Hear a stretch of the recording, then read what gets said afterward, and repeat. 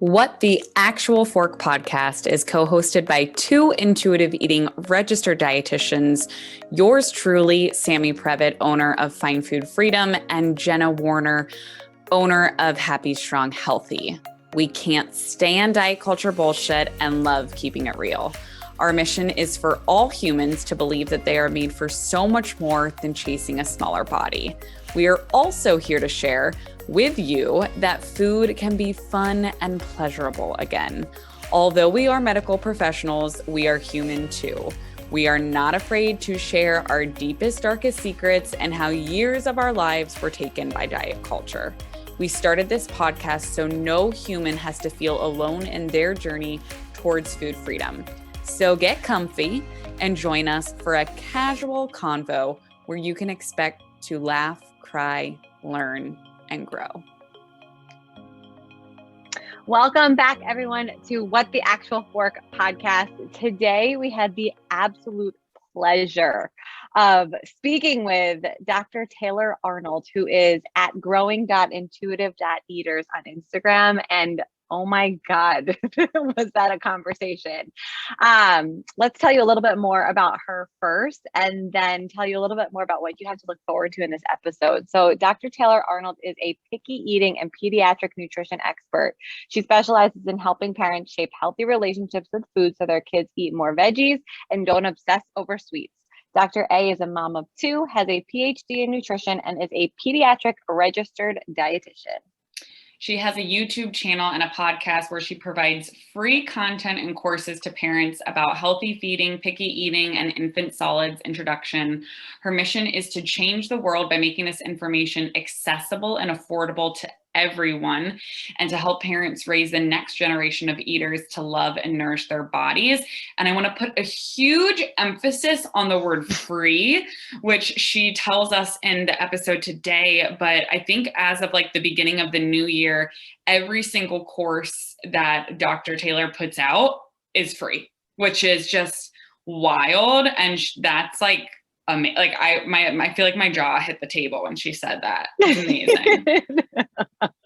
It's not only is it amazing, I mean, her just philosophy, her education, the training that she has gone through and the places that she worked while she was getting her PhD, and just prior to launching her own business, they speak for itself. Like, she shares with us how she got to where she is today in the first couple minutes of the episode. And she has done the most specific nutrition training in the field with children to start. And then it's brought her to this space where she really is making such an impact on, how did she say it? Stopping generational diet culture in its tracks. It's just so incredible. And I know you mentioned this too, but like, how many people ask us about this all the time? Oh, yes, it's amazing. Yes. And we've always sent them her way, but to finally be able to just talk to her. And I think you even told her this on the episode, but like you said, she's so well spoken. She knows her shit. Like there's no denying that. So, I mean, everybody just needs to follow her. If you have children, if you want to have children, if you have nieces and nephews, if you're around kids of any kind, yes, and you're eating food, you need to listen to this episode.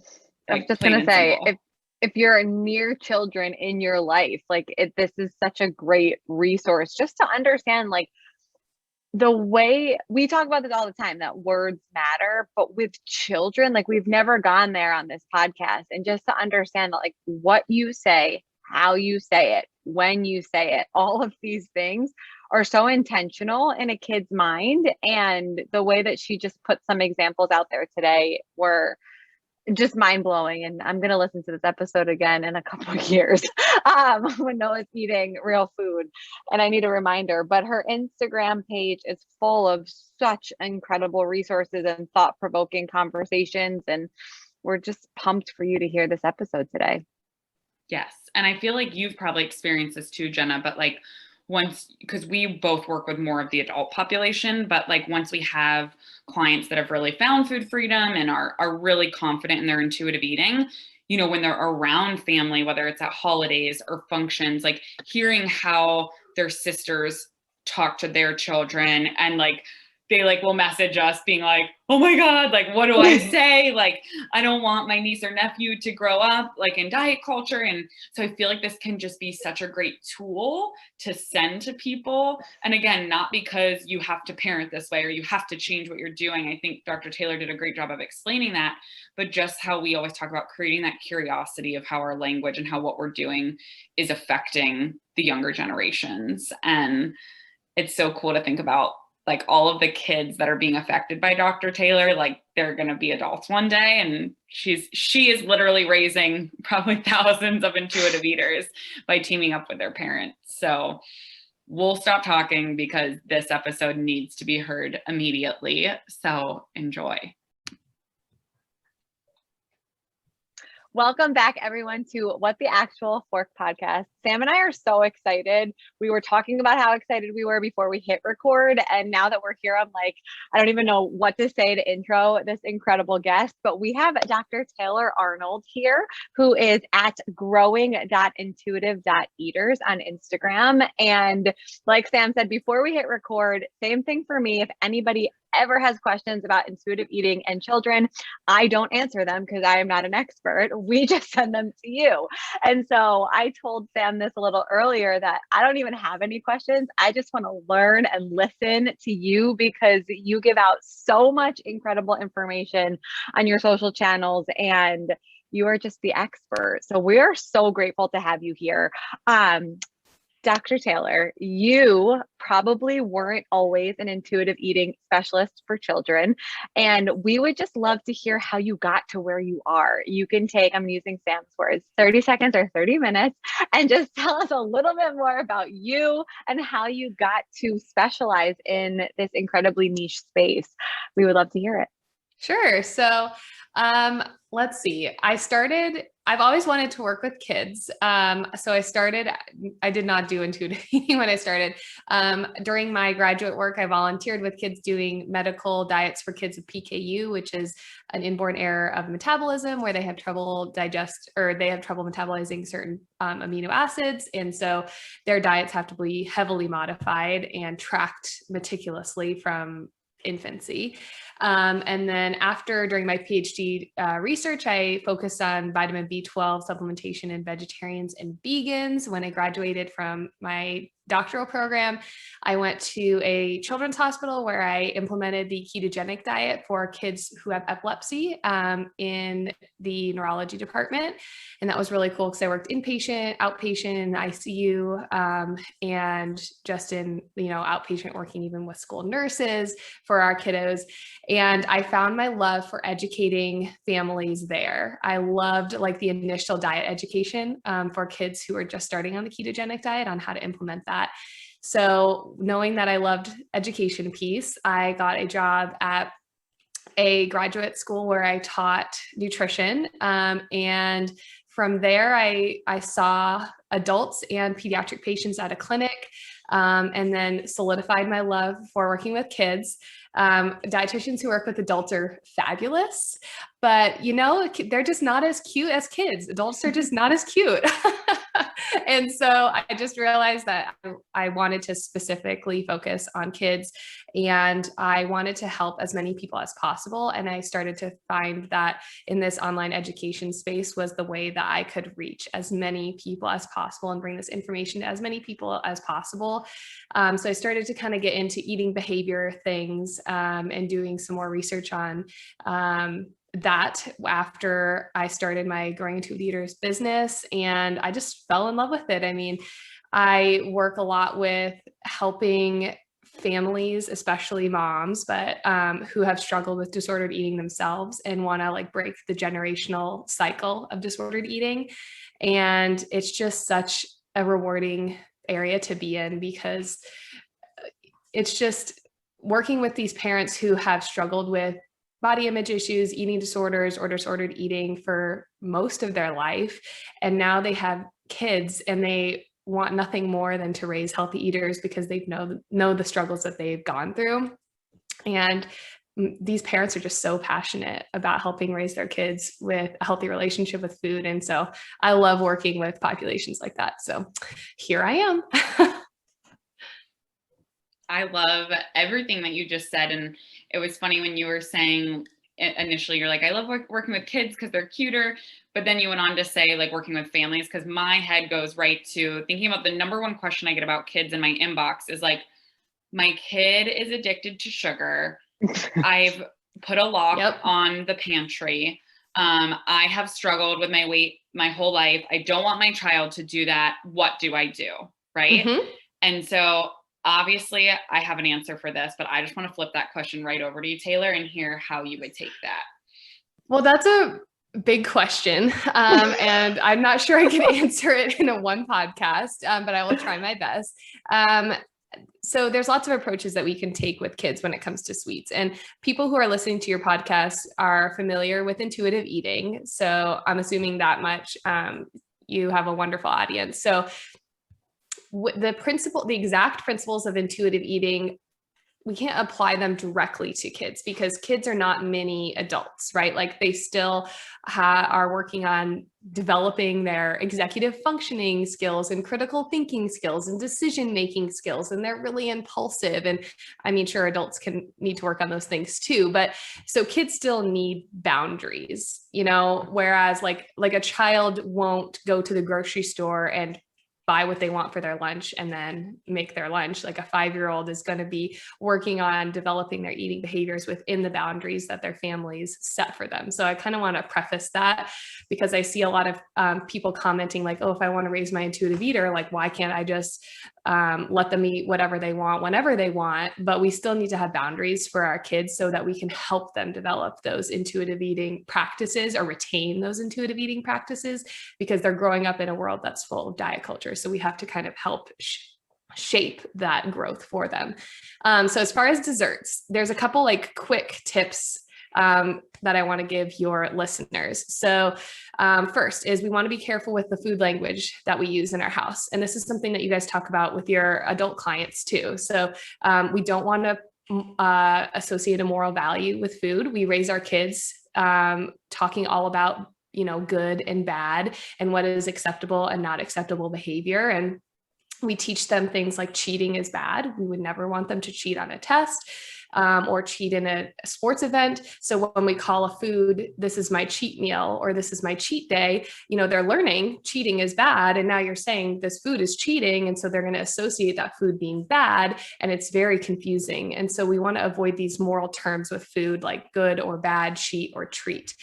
And just keep food very neutral. Food is just food. It's crunchy, it's sour, it's sweet. It has things that can help our eyeballs see. It can help our muscles grow. There's lots of descriptive terms that we can use. Other things that are really important is avoiding the child having to earn dessert or sweets of any kind. So earning it with chores, earning it with test scores, earning it by eating their veggies, earning it by having manners at the table. A dessert should be, if a parent decides to serve a dessert, the dessert should be served regardless of the child's behavior. And that's another way that we can deassociate that moral value with food. Also, serving dessert on the same plate. If we save dessert for afterwards, we're telling our kids that you have to eat all this like kind of boring stuff, and then after you get the good stuff. But if we serve it on the same plate, we're saying like, hey, this cake is just food, just like these carrots and broccoli are. And food is just food. All of this falls into that category. Some taste different, some feels different in our mouth, but it's just food. So serving it on the same plate can be really helpful. And finally, if you notice that your kids are obsessed with sweets, that's usually an indication to me that they need to be included in the rotation on a more frequent basis. So I hear parents say like, okay, Dr. Arnold, I'm going to try all these things and I guarantee you I'm going to put cake on my kid's plate and they're going to only eat the cake. And to that, I say, yes, it's probably going to happen initially, but it's a long game. It's not 1 week we try this and your kid's all of a sudden going to eat their carrots before their cake. It's a long game here. So those are probably my quick tips. Awesome. Thank you so much for breaking that down. And sorry, Jenna, I have so many thoughts in my head. I just like keep raising my hand to ask questions. But so that is all amazing. And I guess my question to you too, Taylor, is when you think, so do you ever address the adult? Because as you know, those are all amazing things to do with children. But then if the adult is oh, I hate my body, or, oh, well, you can eat this, but mommy's on the keto diet or intermittent fasting. So when you work with families, are you also coaching or counseling that adult and with their kind of relationship with food as well? So if an adult needs like an in-depth individual coaching, I will refer them to someone like you guys, because when I work with a family, it's for the purpose of shaping a child's behaviors. So, but yes, I absolutely do address behaviors on the parent's part. And if they need more support, I would refer them to an adult dietitian.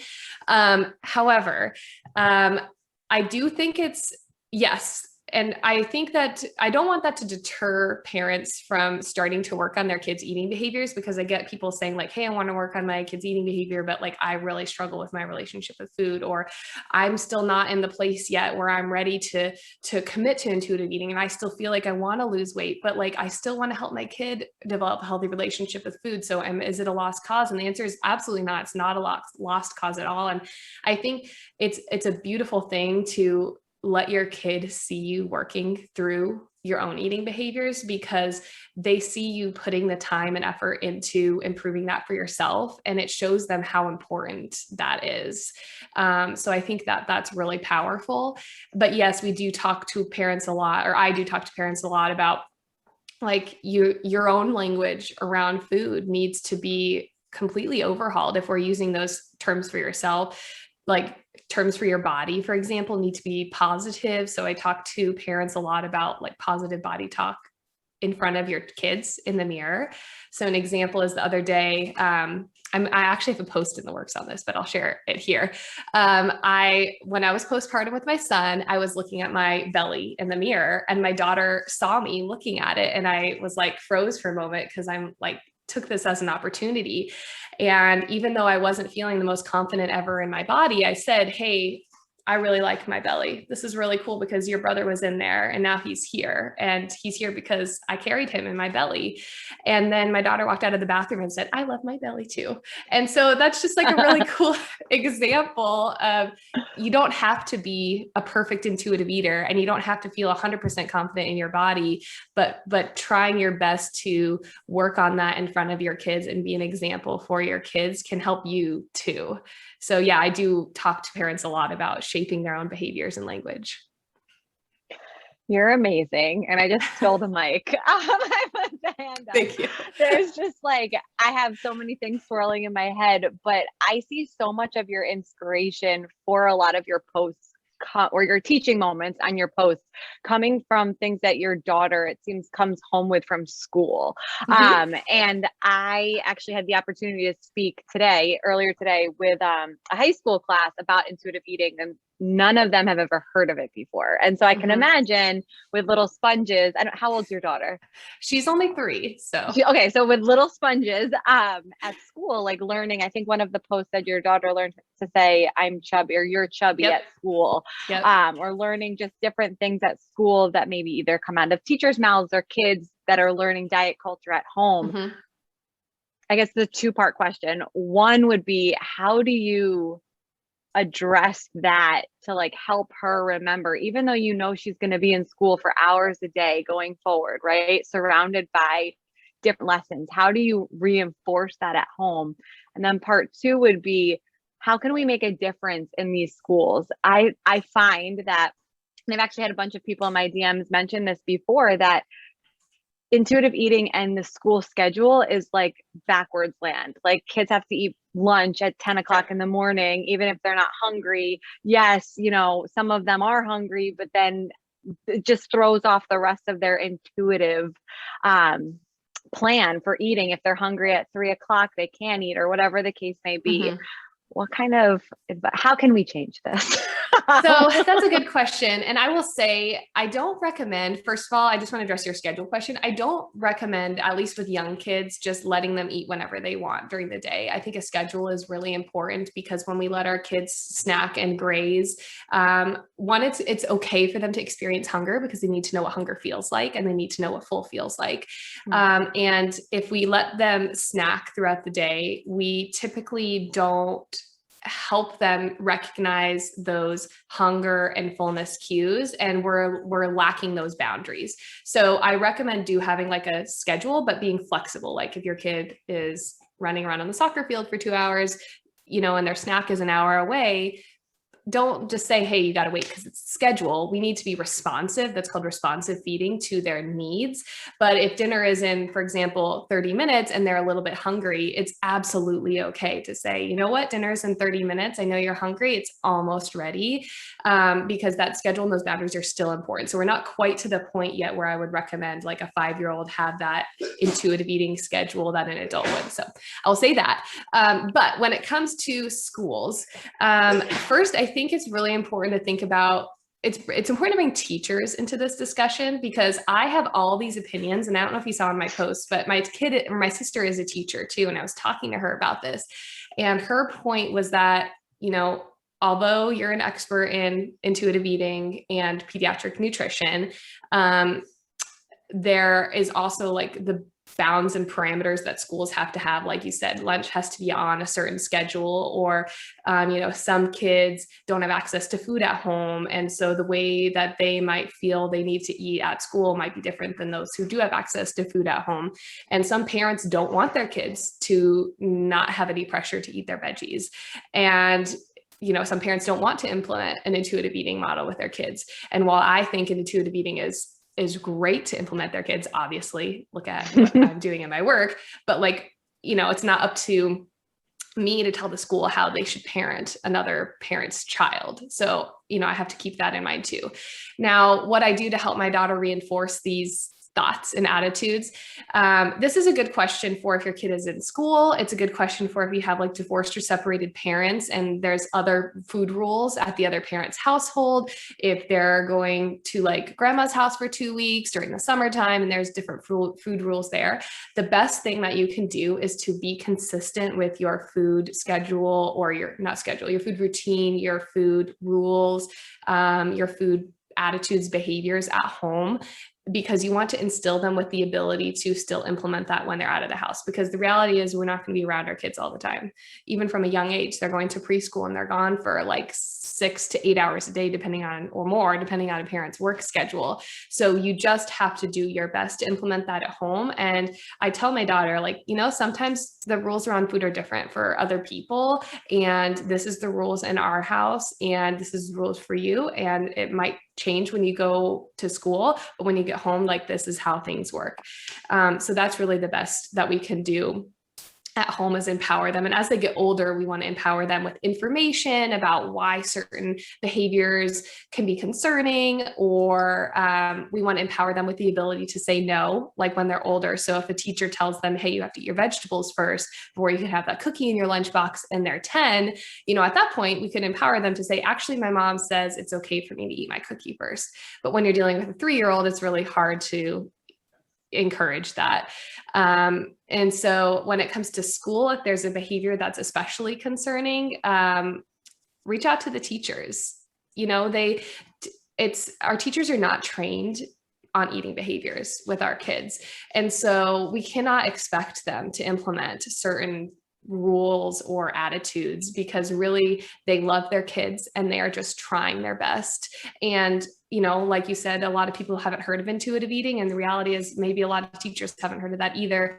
And they're just trying to help their kids by saying you need to eat their veggies first. And so when we talk to our teachers, we really need to approach it with kindness and understanding, because they just might not know, or they might not be able to implement that for everybody. So how I approached it was saying, you don't need to change what you're doing, obviously, with the class, but with my daughter, if you could please not tell her she has to eat something before she can have another part of their lunch, I would really appreciate that. And her teacher responded wonderfully and said, okay, thanks for letting me know. I really appreciate it. So but ultimately, we do have to accept that our kids are going to be away from us. So we have to implement it at home as best we can, and then empower them to bring it into the world. Amazing. I love how you said too, I forget exactly how you said it, but that it's it's not your job to teach other parents how to parent their child. And Jen, I feel like that comes back to our episode with Evelyn Tribole when we talked about it's not our job to convince people not to diet. right? Like Right. when people come to us, they're at that point of recognizing like diets don't work, they're harmful. They've had negative health effects on them, you know, emotionally, physically, mentally, and they come to us saying like, I want to learn about this. But I'm sure, of course, I'm not a parent yet, so I can't imagine like once you have that child, how much you just want to like scream when you see how other parents are talking to your child or children in general. But I feel like giving yourself that permission to release that responsibility probably feels really good, because then you can put your time and energy where it's better spent with your child. Yeah. And I mean, it's good for our kids to learn that rules are different sometimes in different places, because that's a fact of life that they're going to have to learn everywhere. Like even when they're in the workforce, when they get a new boss, rules and things are going to be different. And so you just have to be flexible and learn that things change based on the environment you're in. Everything that I want to bring up, you have a post on already. And so I don't want to make you repeat all of these things. And so I just want to encourage our listeners to make sure that they're following you, which we'll plug that at the end as well. But there's just such a wealth of information on your page. And I just want to thank you for all that you do. One other question though that I have is, what is like the most rewarding part of your work? I just feel like your passion is so clear and you're so well spoken. Not that we would ever think anything otherwise from you, but like you're just so clear with what you teach and preach, and it just comes off so digestible too. Like it's very easy to understand what you're all about. So I'm just curious, from a perspective of, you know, what it is that you do all day, like what is the most rewarding part of your job, and how do you do it with two little babies at home? Oh gosh. Okay. Well, I'm going to give you a couple answers if that's okay. Perfect. First of all, I love getting DMs from people that says like, hey, I just tried this. Like I got a DM recently that said, I posted about sprinkles and I used rainbow sprinkles in my daughter's oatmeal. And I had someone say like, hey, I tried your sprinkle hack and my daughter is eating some veggies now, and feeding therapy wasn't working for her, but that worked. And so like something like that, or like my daughter just ate, or my son just ate their broccoli before their brownie, and I can't believe it, but it's thanks to you. Things like that are just, it feels so good to see and help these parents and contribute to the next generation of kids who are intuitive eaters. I just love that. I feel like we're a team in helping. I'm a team with these parents and helping them raise their kids to eat like this. And I think that's awesome. I love what I do now because it allows me to spend more time with my babies. So that's definitely something that's really rewarding. And I'm sure you've seen, if you were perusing my Instagram too, that I recently had like a huge shift in my business model, which is to make my courses free. And that was the best business decision and nutrition, like education decision I could have made. It just was so cool to see the response to that. And I'm really excited to bring this information to any parent who wants to access it. And so that's probably my number one thing right now, is the fact that I can make this information accessible to any parent who wants to learn about it for free feels really awesome. Amazing. That is absolutely amazing. So before we get to where we need to have all of those resources linked and hear about them, but before we do that, like Jenna said, I'm perusing your Instagram. Everybody just needs to go follow it, because we could ask you so many questions, but we'll let them just find your page. But for people that are listening right now, if they can only walk away with like one or two tips, if they don't remember anything else, what would you want them to remember from this conversation? Let's see. Gosh, that's a really hard question. Two tips. I would say, number one is the biggest influencer on your child's eating behaviors is your eating behaviors. So tip number one is to take a step back and look at your own language and attitude towards food in your house, and recognize if that needs to be shifted, and start working on that first, be it the way you talk about your body, the way you talk about food, the way you restrict certain things from yourself or your kids, address that first. So that would probably be my number one tip. And then second, man, dessert on the plate is really powerful. Try that because it can make a huge difference. And it feels so good to serve your kids like food, lunch plate, like for example, with chocolate chips and broccoli, and they take a bite of their broccoli first. Like, oh my gosh, that happy dance is like, don't freak out in front of your kids because you don't want it to be like, so you don't want to scare them, but like the internal happy dance that you do when that happens is like the best feeling. It's awesome. So amazing. Oh, I have a almost 5-month-old, and I was saying the other day that like I'm so excited for him to start eating, but I'm also terrified of, I see on here you have a whole highlight on baby-led weaning too. Yes. I'm like terrified of that aspect and the choking, but like I can't wait to see him try something so that's like delicious and Yes. see the faces, or something that he doesn't like. I feel like that's going to be so fun to watch too. It is really fun. And I have a course for feeding kids that is also going to be released for free. So for any parent who wants to learn how to feed their kids, that's going to be free too. But yeah, I would say don't be afraid and don't feel pressured to do things a certain way. If you feel more comfortable starting with purees, then you do purees. You got to do what's best for your family. And I think there's all this pressure online about how we should feed our kids and what exactly the foods we should feed them. And ultimately, nobody knows what is best for your family other than you. And there's just so much mom pressure, and like in these Facebook groups, especially, don't join the Facebook groups about baby feeding, but just as a warning, they can be rough. Yeah, don't do that. So for everybody listening that's a new mom, you have to go take Taylor's feeding class. So it's called Feeding 101. That's what I was going to say. If you can let us know where's the best place for people to find you, repeat your Instagram handle, and then any courses or any places you want people to go. Sure. So my Instagram handle is at growing.intuitive.eaters. I'm also on YouTube, Growing Intuitive Eaters, and I have a podcast. It's brand new. It's only 3 episodes in, the Growing Intuitive Eaters podcast. And my courses, I have 2 full courses right now. The Growing Intuitive Eaters 101 course, and that's for helping raise your kids with a healthy relationship with food, breaking the generational cycle of disordered eating, and preventing and reversing picky eating. So that's the first course. The second course is Feeding 101, and that's for introducing solids to your infant, whether it be baby-led weaning or purees. I talk about a baby-led feeding style and a responsive feeding style, so allowing you to choose the best way to feed your baby in that course. So both of those courses are currently paid courses until the end of 2020, and January 2021 they will be released on YouTube 100% completely free for anybody who wants a course on how to feed their baby, their toddler, or their kid, and how to raise their kids with a healthy relationship with food. On YouTube I also have one mini course out right now about milks, so how to choose the right milk for your kid and what to do if they won't drink it, etc., etc. I have a course coming up called Constipation 101. It's all about constipation and what to do for your kid if they're constipated. That's going to be free on YouTube too. I have ebooks coming out that are going to be free. It's all free. All of my courses, all of my education is all free. And so you can find that on the Instagram and YouTube. And I will be putting these courses on my podcast too for moms who can't sit down and watch a YouTube video.